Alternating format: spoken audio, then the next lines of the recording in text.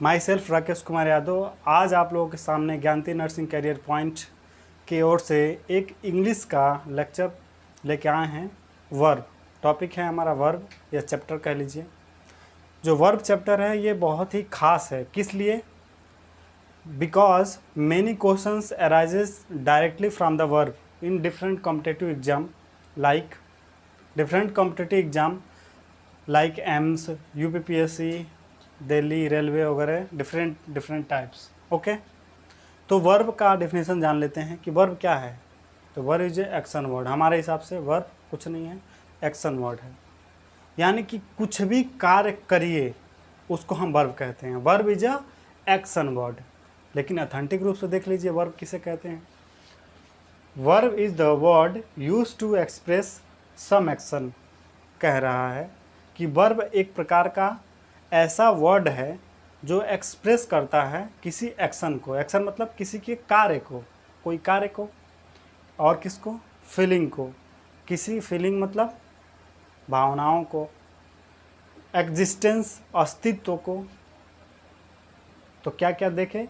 Action को, feeling को और एग्जिस्टेंस को जो एक्सप्रेस करता है वो वर्ब होता है। और जो वर्ब होता है ये सब्जेक्ट के बारे में कुछ बताता है, सब्जेक्ट के बारे में भी बताता है। ओके, किस में? किसी सेंटेंस में। तो ये हमने वर्ब का डेफिनेशन देखा। ओके, या एक लाइन में देख लीजिए तो क्या है? Verb is a action word. यानी कि वर्ब जो है एक्शन वर्ड है, यानी एक्शन वाले वर्ड को हम वर्ब कहते हैं। ओके, अब हम देखेंगे types of verb. Okay, types of verb. तो वर्ब के दो टाइप होते हैं, इंग्लिश ग्रामर के हिसाब से देख रहे हैं हम। एक होते हैं मेन वर्ब और एक होते हैं एक्जिलरी वर्ब। एक्जिलरी वर्ब और एक होते हैं मेन वर्ब। तो मेन वर्ब को प्रिंसिपल वर्ब भी बोलते हैं, प्रिंसिपल वर्ब भी बोलते हैं या प्राइमरी वर्ब भी बोलते हैं। ओके, तो फिलहाल ये इतना ही जानिए।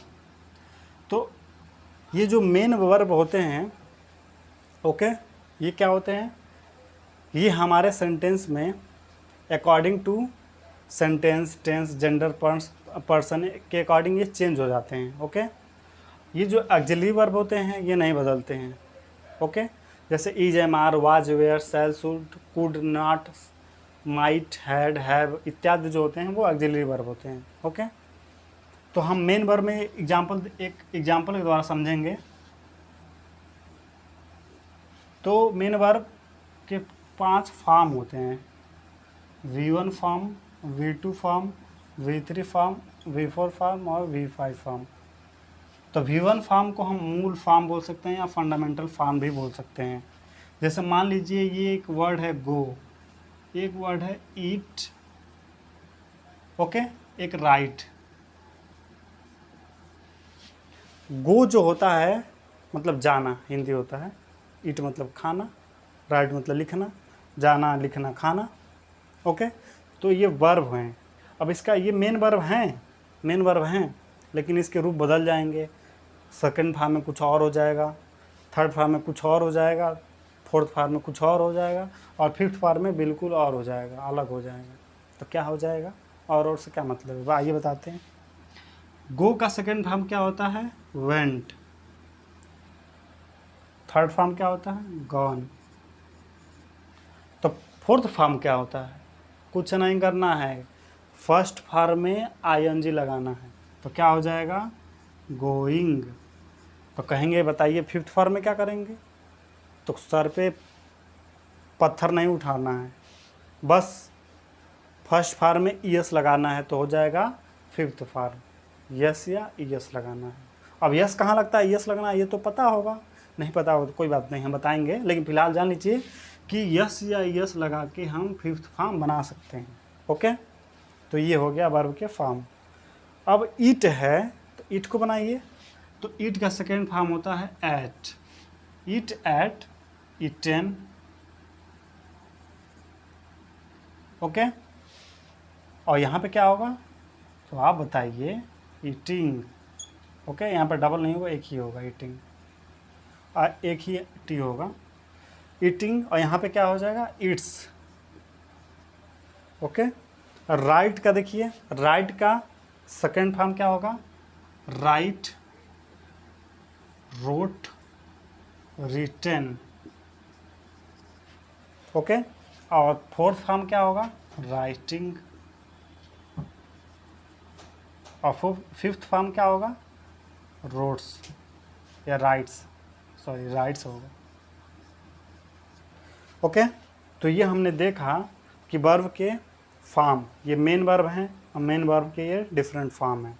मेन वर्ब क्या होते हैं, तो ये जो मेन वर्ब होते हैं, तो कुछ मेन वर्ब को हमको सेकेंड फॉर्म और थर्ड फॉर्म याद करने की ज़रूरत पड़ती है, लेकिन कभी भी आपको फोर्थ फॉर्म और फिफ्थ फॉर्म नहीं याद करना है। तो क्या करना है, फोर्थ फॉर्म बनाने का नियम क्या है कि जो फर्स्ट फॉर्म है उसी में आईएनजी जोड़ देंगे तो फोर्थ फॉर्म बन जाएगा। जो फर्स्ट फॉर्म है उसी में यस या यस जोड़ देंगे तो हो जाएगा फिफ्थ फॉर्म। तो बात कुछ पल्ले पड़ी। अब हम आगे देखने चल रहे हैं। Okay okay. अब हम देखने चलते हैं मेन वर्ब के टाइप्स। वो तो मेन वर्ब के फॉर्म देखे मैंने, 5 फॉर्म थे, V1 form, V2 form, V3 form, V4 और V5।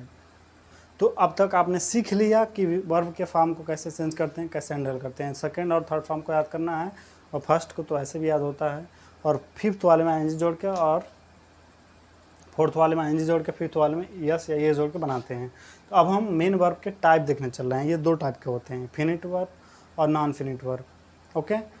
या फाइनाइट पढ़ सकते हैं या फिनिट पढ़ सकते हैं। तो फिनिट क्या होते हैं, फिनिट वर्ब जो होते हैं ऐसा वर्ब होते हैं, a verb is that which is limited to the number, person and tense and its subject.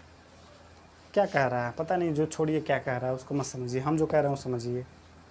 Finite verb ऐसा वर्ब है जो अपने आप को पर्सन, प्लेस, पर्सन के अकॉर्डिंग, टेंस के अकॉर्डिंग, नंबर के अकॉर्डिंग अपने आप को रिस्ट्रिक्ट करके रखता है। ओके। दूसरे भाषा में कह लीजिए कि ये ऐसे वर्ब होते हैं फिनिट वर्ब जो पर्सन, नंबर्स और टेंस के अकॉर्डिंग टेंस से एग्री करते हैं।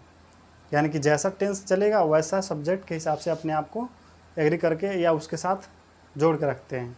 सब्जेक्ट बदलेगा, अगर नंबर बदल रहा है तो सब्जेक्ट के साथ वर्ब भी बदल जाएगा, टेंस बदल रहा है तो वर्ब भी बदल जाएगा। लेकिन नॉन फिनिट में ऐसा नहीं होता है, वो रिस्ट्रिक्ट होते हैं, वो किसी प्रकार का बदलाव नहीं चाहते हैं। वो पर्सन या नंबर्स या टेंस के बदल जाने से वो नहीं बदलते हैं। ओके दोस्त, वही होता है जो समय, परिस्थिति और काल के हिसाब से न बदले। ऐसा दोस्त वो दोस्त नहीं होता है जो समय, परिस्थिति और काल के हिसाब से बदल जाए, तो दोस्त नहीं है।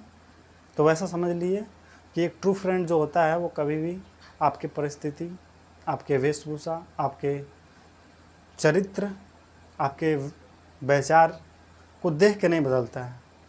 तो वैसे ही ये जो नॉन फिनिट होते हैं वो ऐसे ही समझ लीजिए, ठीक। और फिनिट वर्ब समझ लीजिए ऐसे लोग हैं मौका पाते ही बदल जाएंगे, अवसरवादी। ओके। तो ये हमने देखा, जैसे लिखा है I am a teacher, they are players.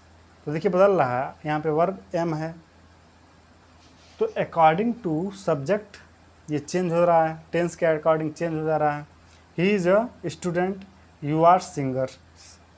तो यहाँ पे देख लीजिए, इसमें आप देख रहे हैं कि वर्ब टेंस के अकॉर्डिंग चेंज हो जा रहा है। और फिनिट वर्ब में देखेंगे, नॉन फिनिट वर्ब में, तो इसका अपोजिट होता है। ओके। अब हम देखने चलते हैं कि मेन वर्ब जो 2 टाइप के थे, फिनिट वर्ब और नॉन फिनिट वर्ब। तो नॉन फिनिट वर्ब किसे कहते हैं और क्या होते हैं। तो जैसा कि मैंने पहले ही बताया है कि ये वैसे वर्ब होते हैं जो पर्सन, नंबर और टेंस के बदल जाने से नहीं बदलते हैं। A non-finite verb is that which does not change its form according to the numbers, persons and tense. Numbers, persons and tenses के बदल जाने से ये नहीं बदलते हैं। ओके, तो अब हम देखने चल रहे हैं इसका एग्जाम्पल, किसका, नॉन फिनिट वर्ब का। जैसे आई, ही, दे, ये सब्जेक्ट हैं, इसके साथ हम क्या लगाने चलते हैं, एक verb, I,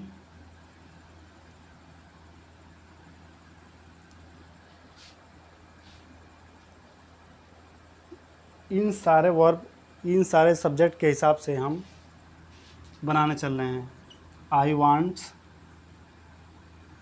to learn English, he want to learn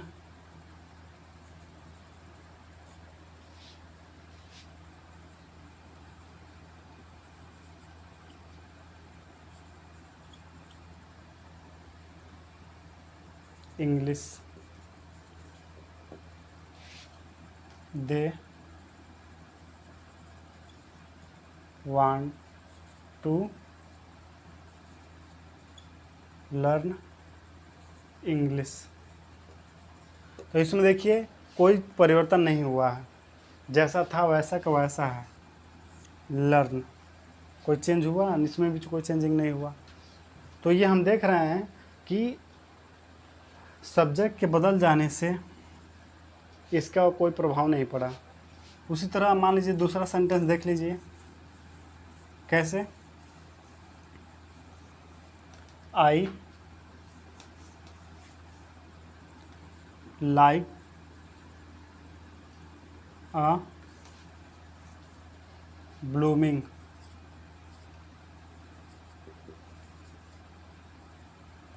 या आई लाइक टू ब्लूमिंग।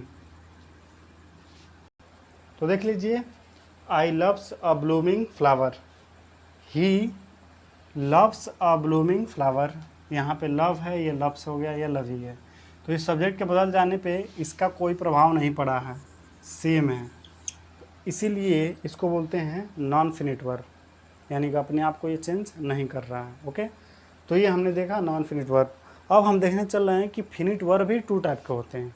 कौन कौन, ट्रांजिटिव वर्ब और इनट्रांजिटिव वर्ब। ओके, अब हम देखते हैं फिनिट वर्ब के टाइप्स। तो फिनिट वर्ब होते हैं वो टू टाइप्स के होते हैं, on the basis of presence of object. First transitive verb और second intransitive verb. Transitive verb जो होता है उसको हिंदी में सकर्मक क्रिया कहते हैं, और इनट्रांजिटिव वर्ब को अकर्मक क्रिया कहते हैं। जैसा कि नाम से स्पष्ट है, सकर्मक क्रिया ऐसी क्रिया जिसमें कर्म मौजूद हो, और ऐसी क्रिया जिसमें कर्म मौजूद ना हो अकर्मक क्रिया। तो मौजूद होने का मतलब है यानी कि वर्ब का प्रभाव कर्ता के अलावा हमारा कर्म पे भी पड़ता है, तो उसको सकर्मक क्रिया कहते हैं। और जब कभी भी हमारा ऐसा वाक्य हो जिसमें क्रिया का प्रभाव केवल व केवल किस पे पड़ता है, सब्जेक्ट पर, ऑब्जेक्ट पर प्रभाव नहीं पड़ता है, या ऑब्जेक्ट हो ही ना, ऑब्जेक्ट से कोई मतलब ही ना है, तो उसको बोलते हैं कर्म क्रिया। या ऐसे कह लीजिए कि ऐसा वाक्य जो ऑब्जेक्ट के साथ कंप्लीट होता है उसको सकर्मक क्रिया कह सकते हैं, कहते हैं। और ऐसा सेंटेंस जो विदाउट ऑब्जेक्ट के ही कंप्लीट हो जाते हैं उसको हम अकर्मक क्रिया कहते हैं, या इंट्रांजिटिव वर्ब कहते हैं। तो ये देख लीजिए लिखा गया है कि ट्रांजिटिव वर्ब, सकर्मक क्रिया, ये विद ऑब्जेक्ट होते हैं।